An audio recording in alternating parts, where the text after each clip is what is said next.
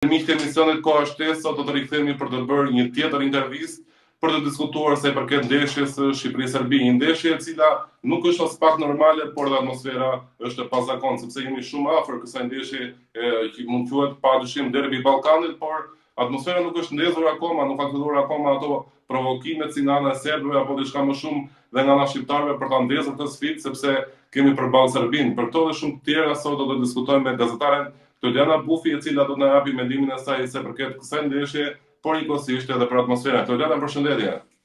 Përshëndetje Claudio. Atëre u ndalën pikërisht atmosfera, jemi shumë afër ndeshjes, por duket sigurisht një atmosferë disi e zymë dhe një ndeshje krejt normale për Shqipërinë. Është një përshtypje jo e gabuar apo është një gjë nga ana jote? Nuk ka se si të jetë një ndeshje normale kur Tirana është rrethuar e gjitha. Unë jam në lëvizje e sipër, domethënë, dhe po i vërej nga afër këto gjëra. Tirana është në një gatishmëri totale, dhe kur flas për gatishmëri jo vetëm nga ana e policisë, por nga ana zjarrfiksëve, ambulancat, pra janë marrë masa, gjithë po themi ato shteti do jetë në të shtunën do jetë në rrugë, kur i thon, do bllokohen të gjitha akset rrugore për çështje sigurie, stadiumi do jetë i rrethuar, ka filluar çmontimi i lokaleve rreth qark stadiumit, pra masat e sigurisë do jenë goxha të forta. Në djenin time edhe brenda stadiumit do kemi 3 kordone policie. Pra, kur dikush do të paraqitet në stadium, së pari do kaloj kontrollin fizik, më pas do kaloj kontrollin e pajisjes me bilet dhe e treta është kodi i biletës që ata mbartin.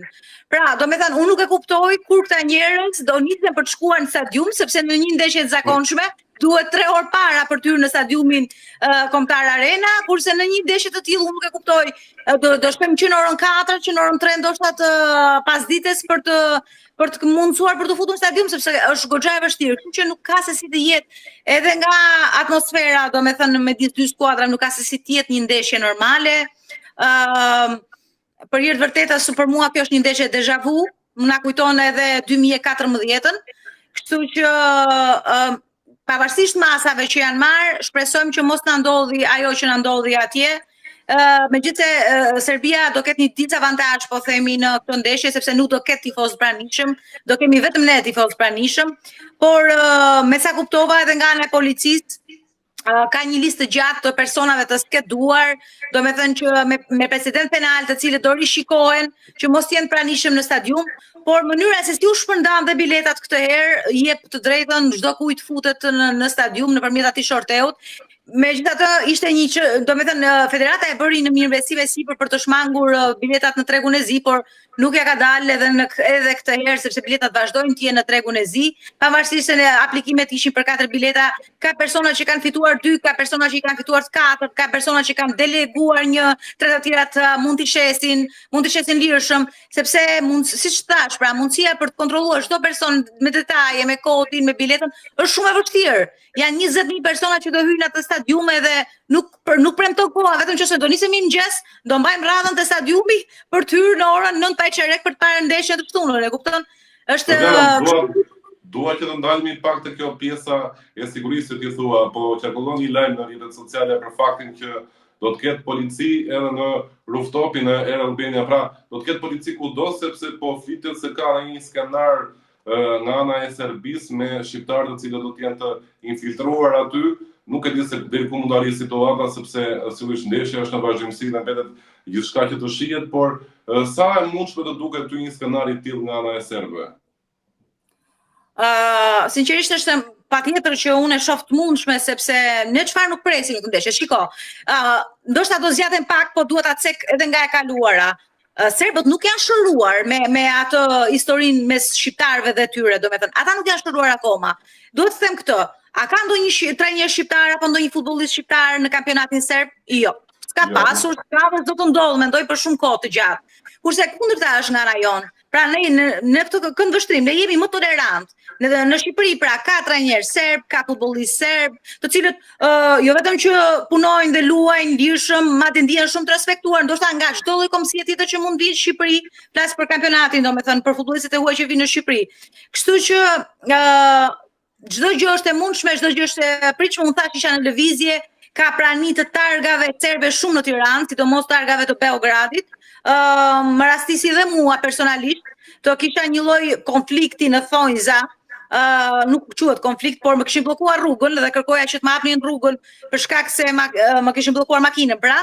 Edhe personi më fliste anglisht gjatë gjithë kohës, por në momentin që ju afrova dhe thash, nxitoj, duhet kaloj, andaj po këtej, u habita dhe më foli shqip.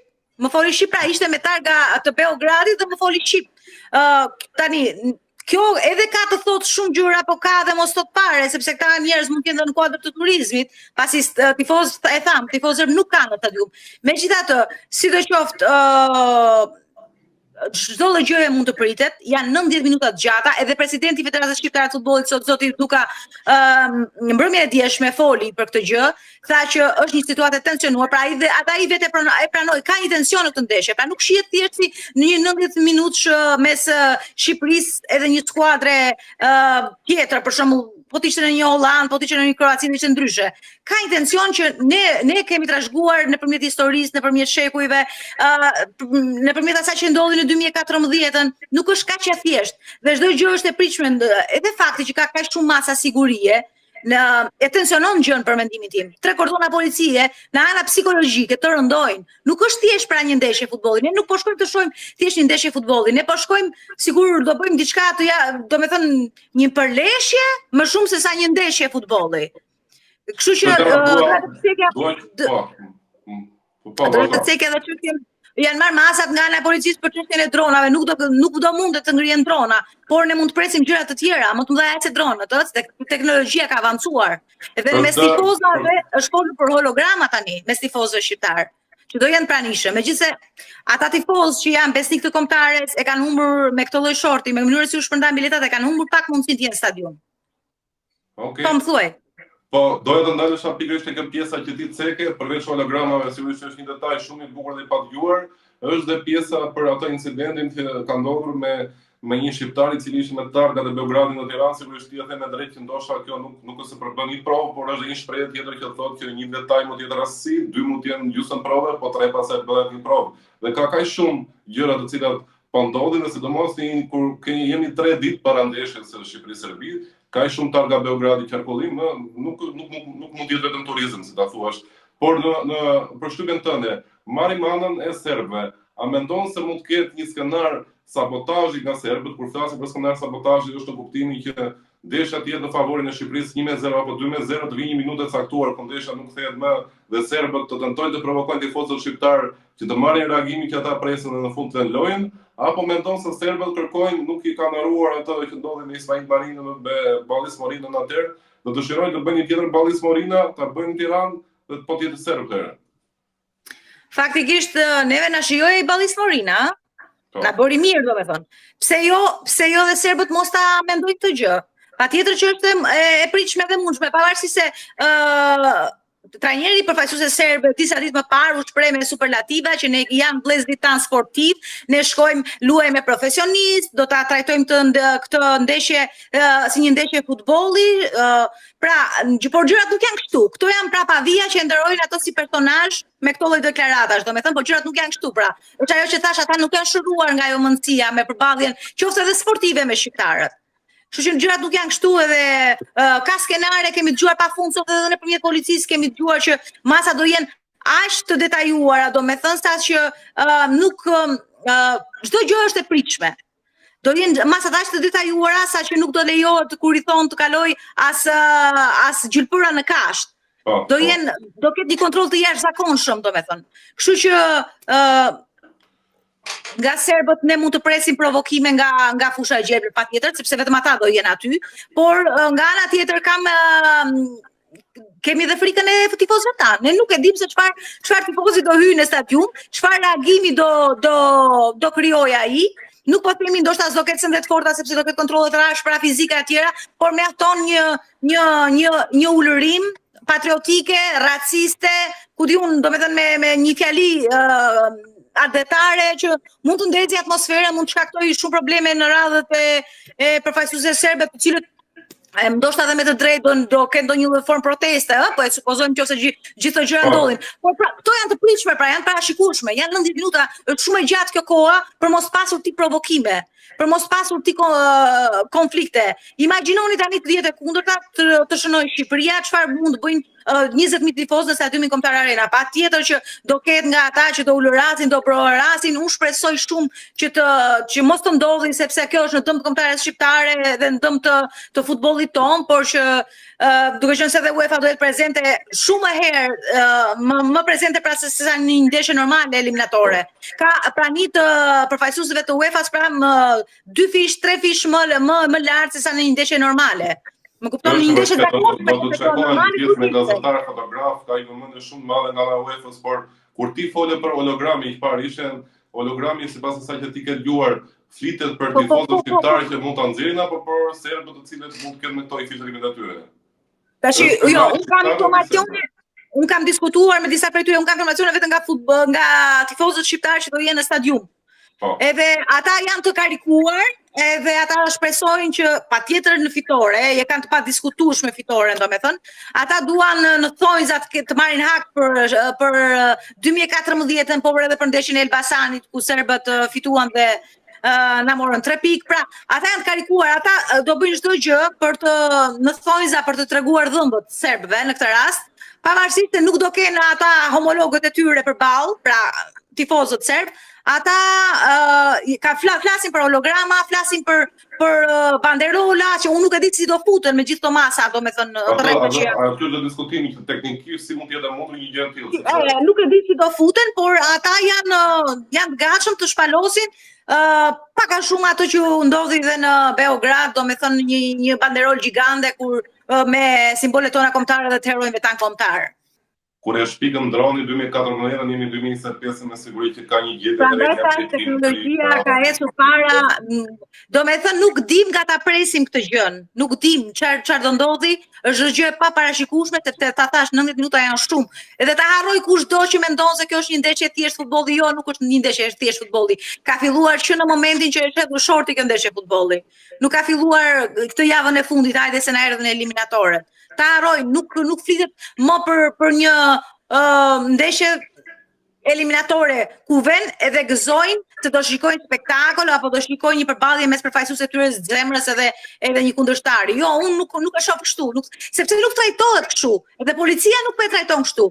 A e dini që prania e policisë edhe në taracat e stadiumit, se s'dua ta them në anglisht rooftop, pra në taracat nuk nga ana psikologjike të rëndon. Një sekond tani, jemi në ndeshje futbolli apo jemi në një stërvitje mes policisë dhe ushtrisë e cila ka dalë në rrugë dhe po merr masa për çfarë? Për një ndeshje futbolli. Atëherë nuk është pra një thjesht një ndeshje futbolli, duhet ta pranojmë këtë gjën. Ja kemi frikën kësaj ndeshje futbolli, mund ta themi kështu. Po, ne bëm një krahasim me situatës që ishte në Elbasan Arena dhe në Air Albania. Por tani dalim pak teknikisht, mendon se ka gjasa të jetë e njëjta situatë sepse kemi një tjetër kapacitet stadiumi në Elbasan Arena, është më lehtë i menaxhueshëm në pamje të parë, ndërsa në Air Albania është komplet një situatë tjetër. Pra deri tani jemi në një situatë për aspektin e ndezjes apo të atmosferës së munguar apo të gjuhës së druin të lojtarëve kur dalin konferenca shtypi. Por besoj se teknikisht nuk mund të përsëritet dot ai ndonjë gjë, se Air Albania ka një kapacitet komplet tjetër. Pra, kjo është pra diferenca, nuk mund të kesh kurrë njësoj sepse nuk është 5.000 veta menaxhohen shumë kollaj dhe 20.000 veta nuk mund t'i menaxhosh, është e pamundur domethënë. S'ka se si nuk krahasohet stadiumi i Elbasanit me stadiumin kombëtar Arena, është Air Albania është tjetër gjë domethënë. 20.000 veta të cilët do kontrollohen, do hyjnë aty brenda, edhe ta thash këtë herë shorti u ka dhënë mundësi të kesh çdo lloj personazhi aty në stadium. Unë e dyshoj shumë të ketë familje me fëmijë flas, sepse do jetë torturuese për ata, do jetë sfilitse për ata të paraqitesh 5-6 orë para për t'i kaluar 3 kordonave të policisë për të hyrë brenda dhe të kesh mundësi të shohësh atë ndeshje. Edhe duke parë edhe si një gjë kështu tensionuese, nuk besoj tifozët do jenë të grupuar, mendoj unë, mes shokëve, mes miqve, pavarësisht se të ndarë pak këta tifozët ultras, mund të themi ultras kombëtares që i kemi zakonisht në stadium, këta nuk do jenë të gjithë pranishëm, Madje kanë shprehur, kishin ngritur dhe zërin sot që ndihen të lënë pas dore, ndihen sikur janë të përjashtuar nga kjo ndeshje, sepse jo të gjithë kanë pasur mundësinë që të hyjnë brenda në stadium. Pra, nuk kemi të krahasuar. Ne Elbasani vinte pas asaj që ndodhi në Beograd, ishte një tjetër situatë. Tashmë ne presim që në thojë të hakmerremi për atë situatë. Mos ta përjetojmë më të njëjtën ndjesi që ata të vinë këtu dhe të fitojnë. Pra, edhe nga ana e kombëtares tonë, pritet vetë fitoria. Realisht, neve tash çfarë objektivi kemi? A duam ta provojmë këtë kampionat botror? Ne të vetmi rival në këtë grup kemi Serbinë, ne nëse nuk i marrim 3 pikë Serbisë këtu. Pra një rezultat pozitiv, po e them. Ndoshta jo 3 pikë, por dhe një barazim. Nëse si ja marrim këtu, shpresat tona për në Beograd, ndoshta shtruen. Pensioni më i madh është këtu se sa atje. Edhe ata janë përballë tifozërisë së tyre dhe kështu që nga ana e menaxhimit është shumë e vështirë. Këtu është diçka e paparashikueshme, 20.000 veta nuk kanë lidhje fare me ata 5.000 veta që ishin në Elbasan. Dhe janë totalisht gjë tjetër, domethënë. Okej, Dana, dhe për ta mbyllur një pyetje të fundit, nuk duam që të futemi çështjes teknike, sepse janë tema të diskutuara dhe nuk kanë ende asgjë të re, dhe këto informacionet e mundshme të cilat po publikohen nga mediat janë gjithmonë duke u bazuar te informacionet e vjetra të Silvinjës, sepse ne kur flasim që është një gjuhë e drunjë dhe ka rregulla të forta nga policia nga vita këto, imagjinoni se çfarë rregullash ka bërë Silvinja për lojtarët e tij që mos zbulohet asgjë për kundërshtarin. Faktikisht është pak për të ardhur keq, por Shqipëria është shumë e parashikueshme. Me lojtarët që ka grumbulluar, me lojën që do bëj, me skemat e Silvinjës, ne tashmë të paktën ne që ndjekim futbollin e kemi mësuar si do luaj Silvinjo, çfarë do nuk ka ndonjë kuriozitet madh kjo pjesë. Është vërtet, dhe ne sigurisht ne presim dhe urojmë që Silvinjo të ketë diçka ndryshe këtë herë, ndryshe nga gjitha ato të cilat po fliten e provuar më parë. Pyetja ime e fundit është kjo. Okej, duke marrë për bazë faktin që Shqipëria në gjithë rrugtimin e saj në këto kohë të fundit ose më saktë me Silvinjon ka pasur atë kulmin e vet të art në kualifikuesi që bëri diçka që asnjë nga ne nuk e imagjinonte, mundi Polonin, Çekin, madje vendin e parë duke lënë jashtë, madje duke lënë pa europian dhe vet Lewandowski, që është një arritje e madhe, pavarësisht se Polonia shkoi në europian në sajt të vendit të tretë dhe një farë kombinimesh të tjera fati që ajo shkoi në europian. Po praktikisht ne kemi lënë jashtë europianit Lewandowski dhe kjo ishte një arritje e madhe. Më pas shkuam në Europian dhe pika jonë më e lartë ishte i barazimit ndaj Kroacisë. Ndeshja më e bukur që kanë shijuar jo vetëm tifozët shqiptar, por edhe tifozët europian në ato kohë thanë që Europiani është më i bukur se botrori vetëm për shkakun, morën si shembull pra edhe ndeshjen Kroaci-Shqipëri për shkakun e emocioneve dhe spektaklit që u ofrua. Mbërrim në ato ndeshjet e dobta të Ligës së Kombeve, ndeshjet e dobta, të cilat unë personalisht për shembull mund i lidh edhe me impenjimin e dobët të lojtarëve, një impenjim ndryshe nga e kemi parë nga kombëtarët e tjera, jo vetëm nga Shqipëria. Liga e Kombeve është një farë ndeshje miqësore, por e bërë zyrtare artificialisht. Nuk lojtarët nuk se përjetojnë si ndeshje zyrtare. Dhe jemi tani në këtë pikë. A mendon se ndoshta kjo Serbia që na ra tani, ndoshta është më mirë që na ra tani sepse lojtarët tanë nuk se bashkohen shumë mirë me njëri tjetrin për të bërë atë zjarrin e madh që ne na dërgojnë në Gjermani. Pra e parë në këtë këndvështrim, ndoshta është më mirë dhe ti ke bërë një shpjegim para disa kohësh që Armand Dukat paktën na krijon një ndeshje me Serbinë që tregojmë sa shqiptar jemi. Edhe në Europianin e parë që ne shkruam në Francë ishim me Serbinë prapë në grup. Mos ndoshta do na bjerë më shpesh kjo Serbia që të bëhemi pak më shumë patriot, bashkojmë shumë me njëri tjetrin në të fortë. Pra të mendojmë që Serbia është ogur i mirë për neve, se ne zgjohemi. Po pra, pikërisht sepse ne zgjohemi kur kemi ndeshje të tilla. Unë po pra edhe tek shkrimi që unë kam thënë se ju e përmendët, neve na duhen ndeshje të tilla. Na duhen skuadra ballkanike për të fundur dhe për të zgjuar. Neve nuk kemi ndonjë jo interes, nuk mund ta them se interes kemi përballë çdo lloj kundërshtari, po nuk kemi atë grintën që mund të kemi me ndeshjet me skuadrat ballkanike. Pra edhe në rast Serbinë, domethënë kulmi për ne është Serbia. Prandaj u thash që ky është kundërshtari ynë i vetëm. Nëse ne nuk ja dalim në të ndeshje, është e kot, e mbyllim aty. Ne nuk mund të flasim për pjesën tjetër të grupit. Kjo është ndeshja e tretë për neve. Ne kemi marrë vetëm një fitore deri tani, kemi 3 pikë pra. Dhe ne Anglinë nuk e llogarisim. Nuk e llogarisim në sensin sepse është nivel tjetër. Për mua Anglia është kualifikuar. Ka shkuar atje në Amerikën, në Meksik. Problemi është këtu, tek Serbia. Ky është niveli ynë. Shiko, Serbia ne nuk mund të themi që ka një skuadër të fortë. Paktën në opinionin tim, për mua nuk ka një skuadër të fortë, ama ka një skuadër të vështirë, që do ja bën të vështirë çdo lloj kundërshtar, jo vetëm në kombëtarët tonë. Kështu që kemi futbollistë nga ana e kualitetit të përngjashëm, por kemi edhe disa avantazhe që ata i kanë, për shembull, siç është shtatlarësia e tyre. Që ne nuk e kemi, ose loja në ajër që ata e bojnë dhe ne nuk jemi më të vakët në këtë pjesë. E kupton? Që ai është një kundërshtar i vështirë, ky është e padiskutueshme, por që nuk është më i mirë se ne, edhe këtë mund ta them. Nuk është më i mirë se ne. Ne mund t'ja dalim në këtë ndeshje. Edhe shpresojmë atë që the edhe ti, që Silvinjo na bëjë një surprizë, sepse për ne deri në këtë moment Silvinjo është shumë i parashikueshëm.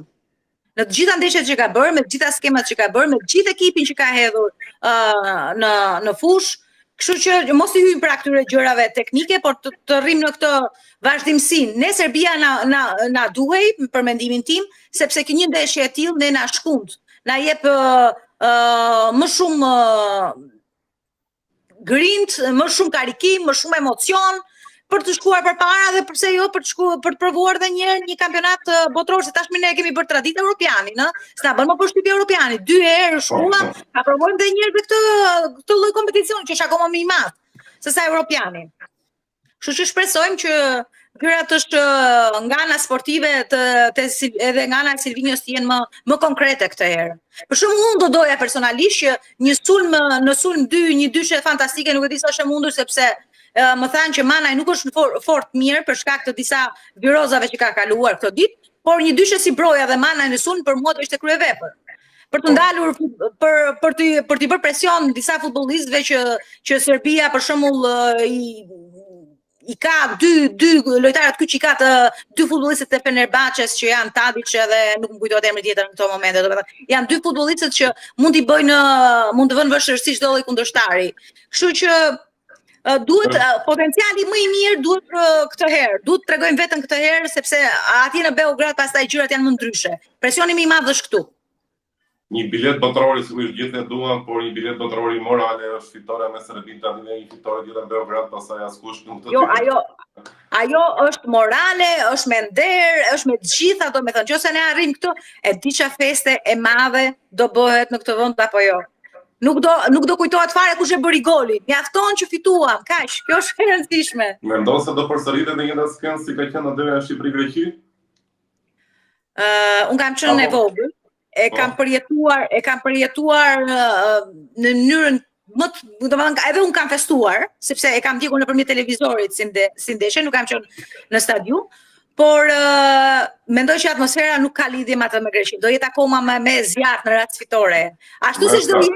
Ashtu siç do jetë shumë e zymt në rast humbje. Tani duhet ta pranojmë, se në futboll ka 3 rezultate. Kështu që Okej, Klodiana, shumë faleminderit për këtë intervistë dhe sigurisht ne urojmë më të mirat për kombëtaren për të shkuar në botëror për pikë pari për të fituar me Serbinë. Shumë faleminderit. Faleminderit dhe forca Shqipëria. Forca Shqipëria.